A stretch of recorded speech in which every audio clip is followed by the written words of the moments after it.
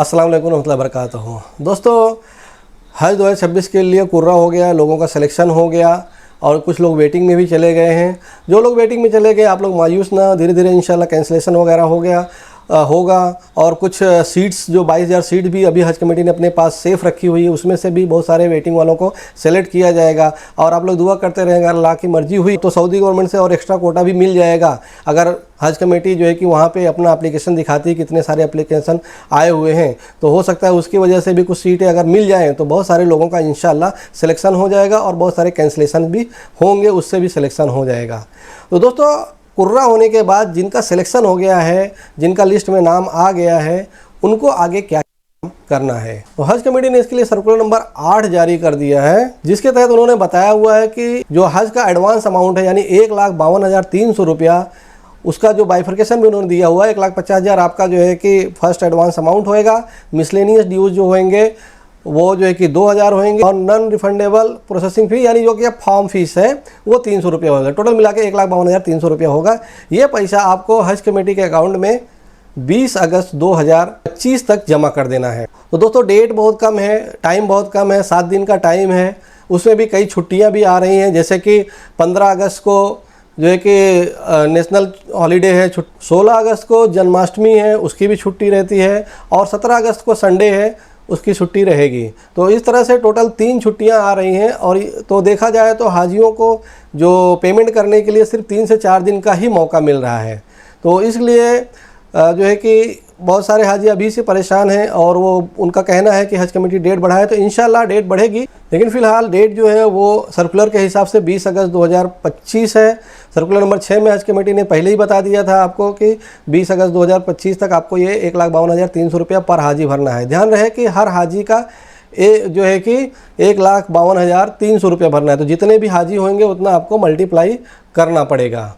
तो अगर हम लोग देखते हैं कि एक हाजी का कितना होगा और 2 हाजी का कितना होगा, इस तरह से अगर हम लोग देखते हैं तो एक हाजी का 1,52,300 रुपया, 2 हाजी का 3,04,600 रुपया, 3 हाजी का 4,56,900 रुपया, 4 हाजी का 6,09,200 रुपया और 5 हाजी का 7,61,500 रुपया। तो आपके ग्रुप में, आपके कवर में जितने हाजी हैं उस हिसाब से इसको कैलकुलेट करके इसके हिसाब से आप पेमेंट कर दें। तो दोस्तों, आपको पेमेंट किस हिसाब से करना है उसके बारे में हम लोग बात कर लेते हैं।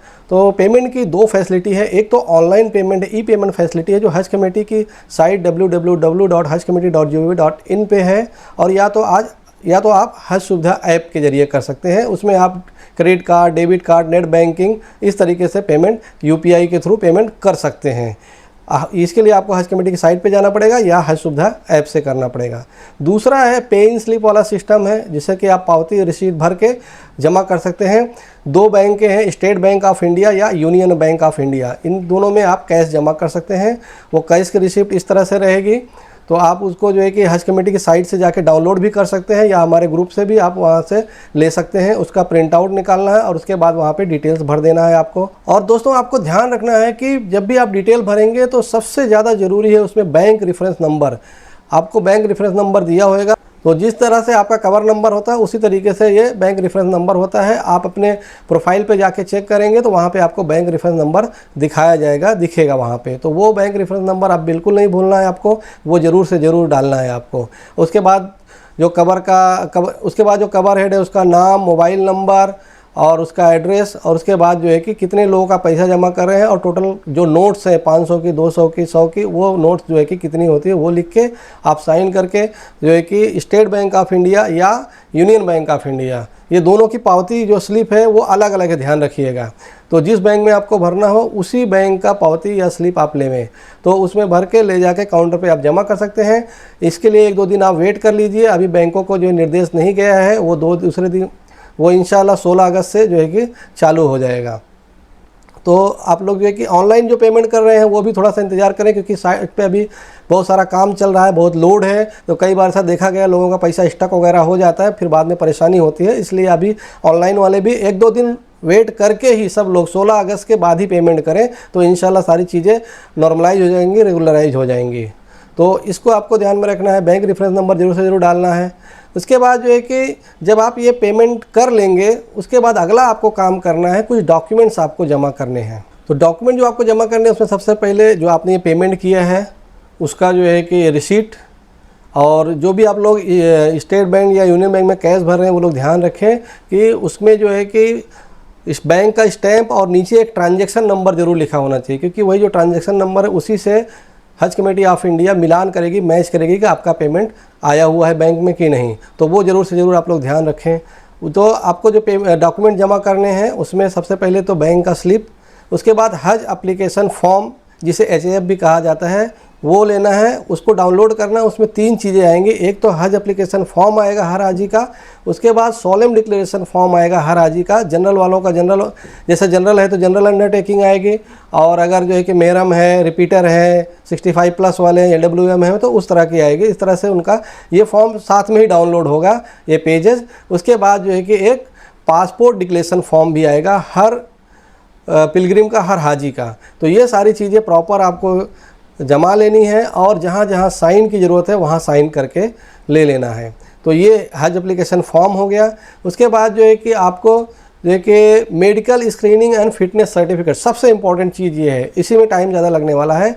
Medical screening and fitness certificate ये हज कमेटी की साइट पे आ जाएगा, वहाँ से डाउनलोड करिए और उसमें डेटा भरिए, और उसको ले जाके किसी गवर्नमेंट हॉस्पिटल में एलोपैथी डॉक्टर से, मतलब अगर यूनानी होगा, आयुर्वेदिक होगा तो नहीं चलेगा, इंग्लिश डॉक्टर वाला जो इंग्लिश दवा वाला जो डॉक्टर होएगा तो गवर्नमेंट एलोपैथी डॉक्टर से उसको जो है कि सर्टिफाई कराएं, साइन लें, और उसका स्टैम्प ज़रूर से ज़रूर लें, जिसमें उसका जो है कि मेंबरशिप नंबर जो गवर्नमेंट का उसका नंबर होता है उसका वो सारे सीरियल नंबर वगैरह भी आने चाहिए।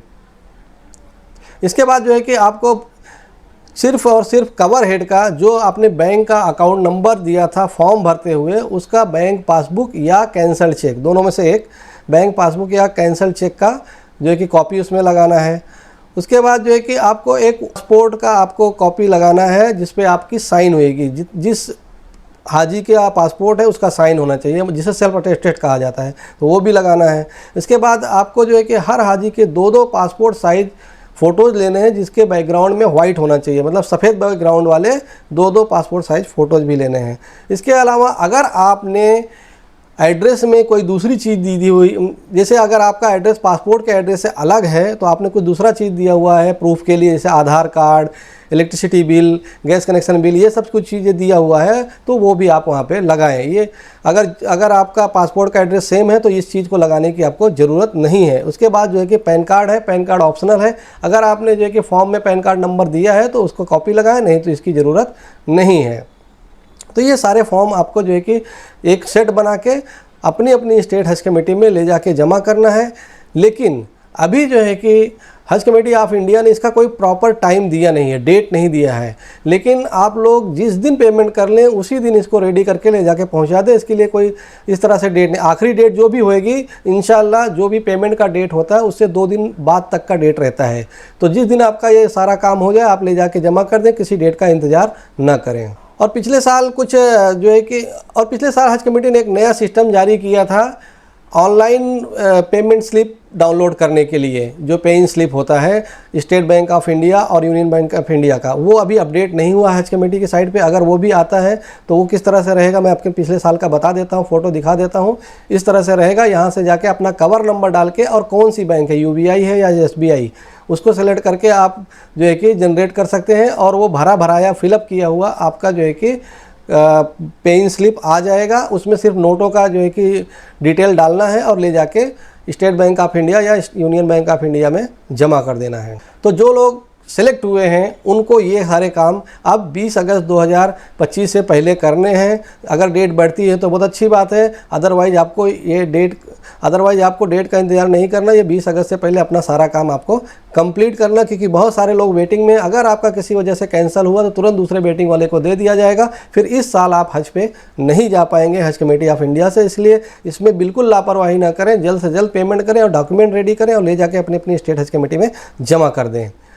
दोस्तों इसके साथ मैं आपको बताना चाहता हूं कि इस साल हज कमेटी ने कैंसिलेशन पे बहुत ही सख्त रवैया अख्तियार किया हुआ है कि अगर आप जो है कि किसी वजह से कैंसिल करते हैं तो आपको बहुत सारे चार्जेस देने पड़ सकते हैं। तो सबसे पहला जो मैं आपको चार्ज बताना चाहता हूं वो ये है कि अगर 30 सितंबर 2025 तक आप कोई कैंसिलेशन करते हैं तो आपको पर हाजी 5,000 रुपये आपका पैसा कटेगा, 5,000 रुपये आपका चार्ज कटेगा कैंसिलेशन का। तो जो हाजी अगर नहीं जाना चाहते हैं किसी वजह से, या किसी ने ऐसे ही एप्लीकेशन किया हुआ था, पैसे का इंतजाम नहीं है, वो जाना ही नहीं चाहते हैं, तो वो लोग पैसा बिल्कुल ना भरें जिन हाजियों को नहीं जाना है, और उसको तुरंत का तुरंत कैंसिल कर दें तो आपका ये पैसा बच जाएगा। नहीं तो हज कमेटी इस बार टाइमली मैनर में बहुत सारे जो है कि आपसे चार्जेस लेने वाली है। और वो चार्जेस जो है कि आपको मैं बता देता हूँ, अगर 30 सितंबर 2025 तक अगर आप कैंसिल करते हैं तो एक आदमी का 5,000 रुपये लगेगा। और 1/10 से 15/10 के बीच में, मतलब 1 अक्टूबर से 15 अक्टूबर के बीच में कैंसिल करते हैं तो एक आदमी का 10,000 रुपये लगेगा। 16 अक्टूबर से 31 अक्टूबर के बीच में अगर करते हैं तो एक आदमी का 15,000 रुपये लगेगा। 1 नवंबर 2025 से 15 नवंबर 2025 के बीच में करते हैं तो 20,000 रुपये लगेगा एक आदमी का। 16 नवंबर से 30 नवंबर के बीच में अगर आप कैंसिल करते हैं तो एक आदमी का 25,000 रुपये लगेगा। और 1 दिसंबर से 15 दिसंबर के बीच में अगर कैंसिल करते तो एक आदमी का 30,000 रुपया कटेगा। और अगर 16 दिसंबर से 31 दिसंबर के बीच में करते हैं तो एक आदमी का 35,000 रुपया लगेगा। और अगर 1 जनवरी 2026 से 31 जनवरी 2026 के बीच में करते हैं तो एक आदमी का 1 लाख रुपया तक कट सकता है। तो 1 लाख रुपया आपका कट जाएगा। अगर उसके बाद आप जो है कि 1 अक्टूबर, अगर 1 जनवरी 2026 के बाद कभी भी आप कैंसिल करेंगे तो कोई पैसा वापस नहीं होगा। जितना भी पैसा आपने जमा किया होगा सब का सब फॉरफिट कर लिया जाएगा, जब्त कर लिया जाएगा। इसलिए आप लोग बहुत ज़्यादा ध्यान रखें। अगर आपको नहीं जाना है किसी भी वजह से तो उसको डिसाइड करें और पैसा भरने से पहले ही आप जाके कैंसिल कर दें। तो दोस्तों ये थी आज की वीडियो, जिसमें हमने आपको बता दिया कि कुर्रा होने के बाद जिनका सिलेक्शन हो गया उनको क्या क्या काम करने हैं और कैसे करने हैं, पैसा कैसे भरना है, डॉक्यूमेंट कैसे जमा करना है, उसके बारे में। उम्मीद करते हैं वीडियो आपको इन्फॉर्मेटिव लगी होगी। वीडियो को लाइक करें, शेयर करें, हमारे चैनल को सब्सक्राइब कर लें, हमारे व्हाट्सएप ग्रुप को जो ज्वाइन कर लें जिसमें आपके सवालों के जवाब दिए जाते हैं। इस वीडियो में बस इतना ही, मिलते हैं किसी और वीडियो में। अस्सलाम वालेकुम।